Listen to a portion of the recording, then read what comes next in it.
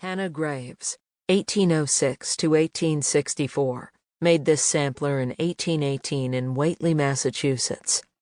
It is now in the collection of Historic Deerfield. Hannah was the oldest of 8 children. When she was 18, she married Bannister Morton in Hatfield, Massachusetts. Maybe I shouldn't have let Sarah drive off alone. Jeremy was upset too.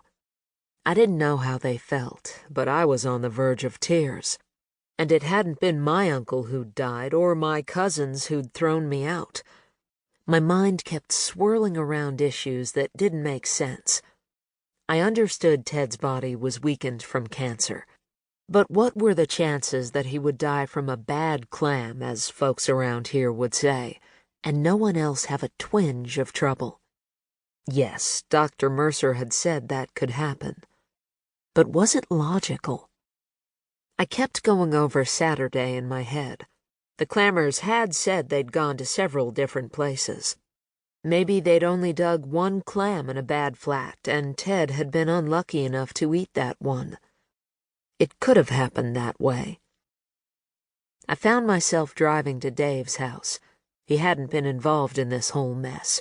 Maybe he'd have the answers, and I wouldn't have to explain the situation to him. He'd come to the hospital last night when I'd needed him. We'd needed him. Dave was working in his poison garden. "Preparing for winter?" I called out. "It's that time," he said, limping as he came toward me. "Covering some of the more delicate plants, the ones not native to Maine." He was wearing a Save the Cormorants baseball cap. An increasing number of stores were carrying them. That campaign was one of the differences the Mainely Needlepointers were making, reminding people that nesting grounds for endangered and threatened seabirds should be preserved. Shops couldn't get enough of the needlepoint signs and pillows we were stitching with the slogan and a spread-winged cormorant. "Thank you for coming to the hospital last night." "Not a problem. Of course, I don't know for sure red tide was the reason Ted Lawrence died. But the clues, as you might put it, headed in that direction. I just reminded the doctors of that." He paused. "Plus, it was an excuse to see Karen Mercer. She was calm in the face of all the craziness after I was shot last month. Special lady." "Married?" I asked. I'd never heard Dave mention a woman in that tone of voice. "Not wearing a ring," he grinned. "But no matchmaking right now, thank you. I have enough problems getting this leg of mine to heal."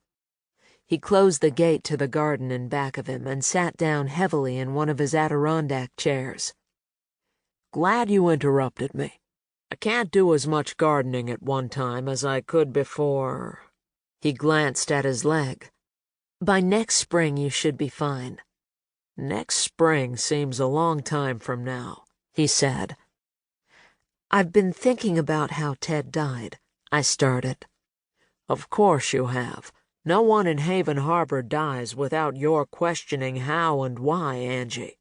"Not true." Dave was joking, but there was some truth to what he was saying. I'd been back in town since May. Since then, I'd gotten involved with one murder after another. "I don't think Ted was murdered." "Good." "But Friday night he told his family and close friends that he was going to change his will." "Let me guess. Not everyone was thrilled." I shook my head. They weren't. I can't imagine anyone poisoning their own father, but it seems strange that we were all eating clams, and only Ted, the man so many people were upset at, got the toxic one. "It could happen, Angie. Not everyone is murdered. Sometimes things happen by chance." The marine resources people were out early this morning, collecting what was left of the clams from the lobster bake. They were going to post all the flats the clams came from and start testing. Absolutely the right thing for them to do. I was wondering if there were any other poisons that would have the same initial effect as red tide. Dave sat back. "Probably. The ME will do an autopsy and find out, but could be. You were there. How did Ted act?" He couldn't talk. He kept pointing at his mouth and his neck.